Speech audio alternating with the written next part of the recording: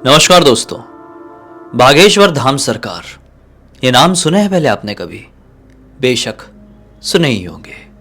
इस क्षेत्र में एक खतरनाक भूतिया घटना घट गई। आइए आज के इस वीडियो के थ्रू शुरू से जानते हैं कि क्या कुछ हुआ था यहाँ पर। तो एक हर्षित नाम का लड़का था, प्रतापगढ़ में रहता था। वो बहुत बड़ा भक्त, बजरंगबली और श्री राम का बहुत बड़ा भक्त। एक दिन वो अचानक से बीमार पड़ जाता है। जगह जगह उसका इलाज कराया जाता है, बड़े बड़े डॉक्टर्स के पास उसे ले जाया जाता है, लेकिन उसकी तबीयत है कि ठीक होने का नाम ही नहीं ले रही थी। घर के सारे लोग बहुत परेशान हो गए थे। परिस्थिति कुछ ऐसी हो गई थी कि बहुत सारे लोग तो ये भी कह देते थे कि अब हर्षित बचेगा नहीं। साधारण सा कम उम्र का लड़का था यार, तो घर वाले कैसे उसके ऊपर ऐसी त्याग दें उसको। फाइनली एक दिन डिसाइड किए कि अब दवाएं असर नहीं कर रही है, भगवान का आशीर्वाद जरूर असर करेगा।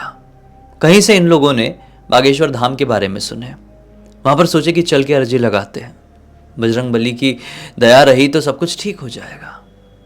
अर्जी लगाए और नंबर लग गया। चमत्कारिक तरीके से हर्षित वहां से लौटने के बाद ठीक हो गया।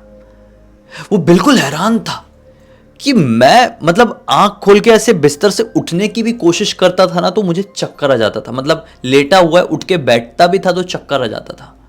लेकिन जब से बागेश्वर धाम से लौटा है, वहां का प्रसाद खाया है, वहां पे बाबा ने जो भी कहे थे, गुरुदेव ने जो भी कहे थे वो किया है, तब से शरीर में ऐसी हष्ट पुष्टता आ गई है कि जैसे पहले भी नहीं थी। उसने बोला कि इस दुनिया में तो एक ही ताकत है, और वो ताकत है भगवान की ताकत, उससे बड़ी तो कुछ नहीं है। और वहां पे जो उसने ऑरा फील किया था बागेश्वर धाम में, उसे इस दुनिया में कहीं फील नहीं हुआ। इसने बोला कि ये दुनिया काम की नहीं मेरी, मैं वहीं जाऊंगा।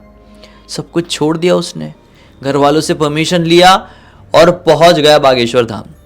वहां पर भक्ति में लग गया। तो बाबा ने, गुरुदेव ने उसे अपना शिष्य बना लिए। अब वो गुरुदेव के शिष्यों के साथ रहता और जितने भी लोग वहां पर अर्जी लगाने के लिए आते थे, मंदिर आते थे, सब लोगों को ऐसा संभालने का काम करता, मैनेजमेंट का एक तरीके से काम करता, सारी चीजों में इन्वॉल्व था। वहां पे जैसा भी उनका मैनेजमेंट है उस चीज में वो इन्वॉल्व था। यहां पे उसको काम करते करते काफी समय बीत गया। ये समय आ गया 2022-23 के आसपास का। 2022-23 के नवंबर दिसंबर की बात रही होगी। शाम का वक्त था और ये कहीं गया हुआ था, और जहां पर ठहरा था ये सब लोगों को एक कमरा तो मिलेगा ही ना। तो जितने ही मैनेजमेंट के लोग हैं कमरे में रहते थे, तो इसको कमरा मिला था, कहीं गया हुआ था, वहां से लौट रहा था। तो इसको अचानक से एक परिवार दिखाई देता है। ना जाने क्यों उस परिवार को देखकर ये जाता जाता रुक गया। हर्षित वहीं पर खड़ा हो गया। वो परिवार के लोग, अब ये जो मैनेजमेंट के लोग रहते हैं, बाबा के जो शिष्य रहते हैं, वो लोग अलग तरह के कपड़े भी पहनते हैं, उनके पास शायद आइडेंटिटी कार्ड भी होता है। तो हर्षित को देखकर वो परिवार के लोग समझ गए कि ये बाबा जी का शिष्य है करके। तो हर्षित के पास आए, और एक लड़का था उस परिवार में, एक लड़का था। उम्र उस लड़के की रही होगी लगभग 18 साल की। वो आते से ही ना हर्षित के पैर छूने लगा। तो हर्षित को ऐसा लगा ठीक है, पैर छू रहा है, तो ऐसे पैर पकड़ा उसने छू के, और खींच के हर्षित को सर के बल पलटा दिया। हर्षित बहुत जोर से गिरा। हर्षित का दिमाग खराब हो गया, ये क्या था। उठा, अपने कपड़े झाड़ा और बोल रहा था कि ये क्या किया आपके लड़के ने। तो वो जो लड़का था ना, उसके पिताजी रोने लगे अचानक से हाथ जोड़ के।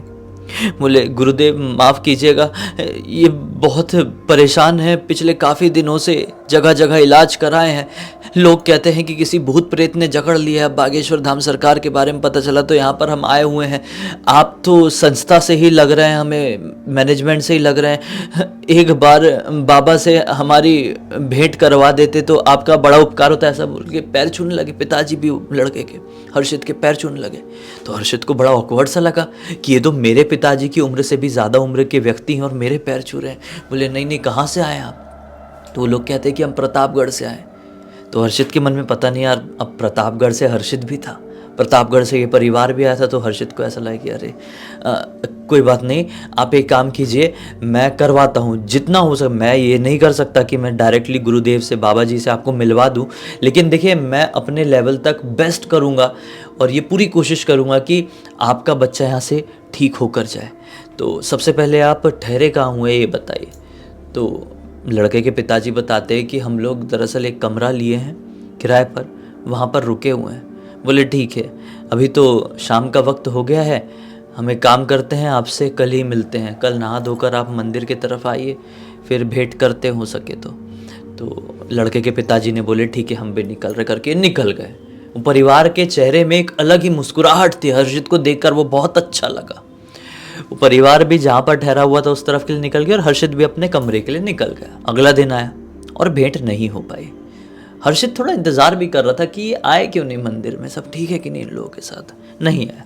अब शाम का वक्त आया। शाम के वक्त हर्षित ना जो भक्तगण आए हुए थे उन लोगों को विभूति बांट कर अपने कमरे की तरफ लौट रहा था। तो ऐसी ही गली के थ्रू वो जा रहा था अपने कमरे की तरफ, तो उसे ना अचानक से घर के सामने से चिल्लाने की आवाज़ सुनाई दी, ज़ोर ज़ोर से। तो घबरा गया कि ये कौन लड़का चिल्ला रहा है।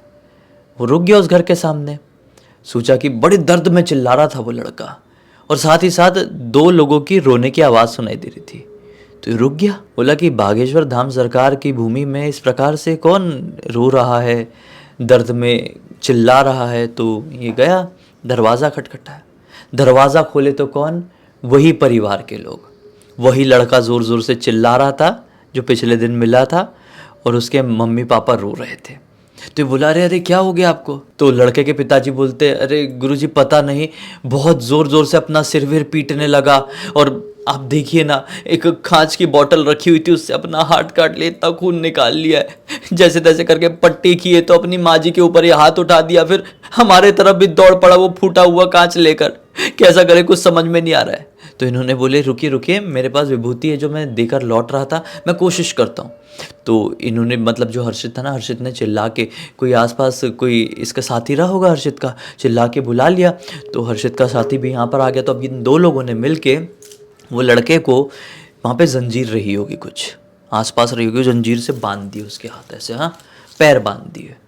वहाँ पे एक ताला भी था, ताला तो रह गए भाई कमरे में, ताला लगा दिए वो जंजीर में, ठीक है। और ऐसा बोल के बोले कि अब ये ठीक है, अभी इसको रात भर इस कमरे में रहने दो, और सुबह आकर आप मंदिर में मिलो ही हमसे, ठीक है, हम चलते हैं अभी। ऐसा बोल के जैसे ही ये लोग कमरे से बाहर कदम रखे हैं, घर से बाहर कदम रखे हैं वो वाले, तो लड़का फिर से जोर जोर से चिल्लाने लगा और जंजीर वंजीर निकाल के नाच लगा, कुछ नहीं कर सकते मेरा, तुम कुछ नहीं कर सकते। तो हर्षित और हर्षित का साथी दोनों घबरा गए कि अरे इसको तो जगड़ के हमने जंजीर से बांध दिए थे और उसमें ताला भी मार दिए थे, ये घर से बाहर निकलते तक में खुल कैसे गया। तो हर्षित देख के बोलता है पिताजी माताजी को, आपने खोले क्या लड़के को। तो बोलते नहीं, ये अपने आप खुल गया, हम तो बस देख ही रहे थे, ये ताला अपने आप खुल गया। तो हर्षित को ऐसा लगा कि ताला खराब रहा होगा। तो हर्षित ने बोला अपने साथी को, यार एक काम करना, अपने कमरे से एक ताला लेकर आ जाना, इनका ताला खराब होगा, लड़के को बांध देते, वरना रात भर में माता पिता को कोई नुकसान पहुंचा दिया तो हमको ही बड़ा बुरा लगेगा कि हमने देखे थे और कुछ कर नहीं पाए। और सबसे बड़ी बात, गुरुदेव अभी यहाँ पर थे नहीं, गुरुदेव कहीं बाहर गए हुए थे, इस क्षेत्र में ही नहीं थे गुरुदेव, मतलब बागेश्वर धाम बाबा जो हैं वो क्षेत्र में ही नहीं थे, सिर्फ शिष्यगण लोग ही हैं, ठीक है। अब क्या होता है कि दूसरा जो साथी था हर्षित का, वो ताला लेकर आता है, फिर से हर्षित और साथी उसको जंजीर से बांधते और चिल्ला रहे हैं करके, तुम मुझे कुछ नहीं कर पाओगे, मैं ये लड़के को लेके ही जाऊंगा, ऐसा ऐसा करके वो बोल ही रहा है। ये लोगों ने जैसे तैसे करके बांध दी, बोले ठीक है बेटा, कल बजरंग बली के मंदिर के सामने मुलाकात करते, तू भी कौन सी दुष्ट आत्मा है देख लेंगे, गुरुदेव भले ही यहाँ पर नहीं है लेकिन बजरंग बली ने क्षेत्र थोड़ी छोड़ दिए तू मिल खाली, ऐसा बोल के ये लोग अपने घर की तरफ, अपने कमरे की तरफ निकले हैं। मतलब तो जो साथी था हर्षित का, वो जल्दी जल्दी, उसको नींद आ रही होगी तो जल्दी जल्दी अपने कमरे की तरफ निकल गया। अब हर्षित धीरे धीरे जा ही रहा था कि थोड़ा आधा रास्ता ही वो चला हुआ कि पीछे से उसको किसी के दौड़ के आने की आवाज़ सुनाई दी। हर्षित पीछे पलट कर देखता है तो क्या पाता है, पीछे वो लड़के के पिताजी रोते रोते भागते हुए आ रहे हैं। तो हर्षित ने बोला, अरे अंकल जी आप कैसे, क्या हुआ। तो बोलते अंकल जी कि अरे गुरुजी आप जैसे ही निकले कमरे से वैसे ही फिर से लड़के के हाथ से वो जंजीर ताला खुल गया, देखिए ना हमको तो कुछ समझ में नहीं आ रहा है, वो हमको जंजीर से मारने की कोशिश किया। तो हर्षित बोला ये क्या बात कर रहे हैं आप, चलिए देखते हैं। हर्षित आया तो सही में वो ताला प्रॉपर ऐसा लग रहा था कि लॉक होने के बाद भी अंदर से टूट गया है, और इतने कम समय में तोड़ना उसको संभव नहीं था। तो हर्षित ने बोला कि यार ये तो बड़ी खतरनाक सी सिचुएशन लग रही है। अब जिस घर में ये लोग रुके हुए थे ना, उस घर में 2 कमरे थे, एक अलग कमरा एक दूसरा कमरा। तो हर्षित ने क्या बोल दिया कि एक काम कीजिए आप माताजी पिताजी, आप दूसरे कमरे में ठहर जाइए और आपके लड़के के साथ मैं इस कमरे में रहता हूँ पूरी रात। मैं रहूँगा जब तक, तब तक ये इस कमरे से बाहर निकल नहीं पाएगा, ठीक है? क्योंकि हम भी यहाँ पर बजरंगबली की सेवा काफ़ी समय से कर रहे हैं और हमको भी चीज़ें कंट्रोल करना आता है, हमको भी समझ में आता है कि नहीं? तो आप लोग बाजू वाले कमरे में निश्चिंत सो जाइए, मैं संभाल लूँगा। वो सोने के लिए चले गए। अब वो लड़का बैठा ही हुआ है, नहीं बांधे, अब हाथ वाथ नहीं बांधे, जंजीर नहीं बांधे, ताला नहीं बांधे, क्योंकि अब समझ में आ गया, हर्षित को भी समझ में आ गया, माता पिता को भी समझ में आ गया कि अपने आप ताला खुल जा रहा है, जंजीर खुल जा रही है, तो कोई मतलब नहीं। तो हर्षित भी बैठा हुआ है हनुमान चालीसा पढ़ते हुए कि कुछ नहीं होगा, और वो लड़का भी एक कोने में बस ऐसा ही बैठा हुआ है। अब हर्षित को ना बैठे बैठे ऐसी आँख सी लग गई, नींद जैसी आ गई। अचानक से हर्षित को ऐसा फील हुआ कि जुब से कोई ऐसा करके आया। हर्षित ने जैसे ही आँख खोला अपनी, तो वो लड़का सामने ही तू क्यों रुका हुआ रे, तुझे भी मरना है क्या? ऐसा बोल के वो जैसे हर्षित का गला पकड़ा, हर्षित ने जैसे जय बजरंगबली बोल के छुड़ाया। और फिर एक वहाँ पर ना बड़ा सा चादर रखा हुआ था, उसको चादर को पकड़ा, उसको हर्षित ने कंट्रोल करके और ऐसा हाथ बांधा, ऐसी पूरी ताकत से, इतनी ताकत से कोई नॉर्मल आदमी का हाथ बांधे तो हाथ फ्रैक्चर हो जाए, पूरी ताकत से बांधा। बोले अब छुड़वा के दिखा, बजरंगबली का नाम लेके तुझे बांधा हूं बेटा, तू छुड़वा तो नहीं पाएगा, अब तो यहीं रहूंगा, तेरे सामने ही सो जाऊंगा, तू सुबह तक कुछ करके दिखा दे। ऐसा बोल के हर्षित बैठा, और वो बंधा हुआ है, वो बस एक टक लगा ऐसा हर्षित को देख रहा है, पड़े पड़े बंधा, पड़े पड़े। हर्षित भी थोड़ी देर देखा देखा देखा, और फिर नींद का झरोका आ ही गया। और फिर उसको ऐसा फील हुआ हर्षित को कुछ देर बाद कि एकदम मुंह के पास से कोई सांस ले रहा है। जब वापस से आँख खोला देख, तुझे बताया था ना, तू कितनी भी ताकत लगा ले मुझे बांध नहीं पाएगा, अगर एक बार और कोशिश किया ना तो ये तेरे जीवन की आखिरी रात होगी। हर्षित इतनी जोर से डरा ना उस सिचुएशन में, उतनी जोर से डरा क्योंकि बहुत कोशिशें हो गई थी, बहुत प्रयत्न हो गए थे, 3-4 बार उससे जंजीर से बांध दिए थे, ताला अपने आप टूट जा रहा था, बजरंगबली का नाम लेके हनुमान चालीसा पढ़ते हुए बांध दिए थे तो भी खुल गया। पता नहीं क्या चल रहा था क्या नहीं। हर्षित वहाँ से उठा और भागा है। पता नहीं किस बात का एक अजीब सा डर लगा, एकदम आँख में आँख डाल के बोला था अगर एक बार और कोशिश किया तो आज की रात तेरे जीवन की आखिरी रात होगी। ऐसी वाली आवाज़ आई थी यार, कौन नहीं डरेगा।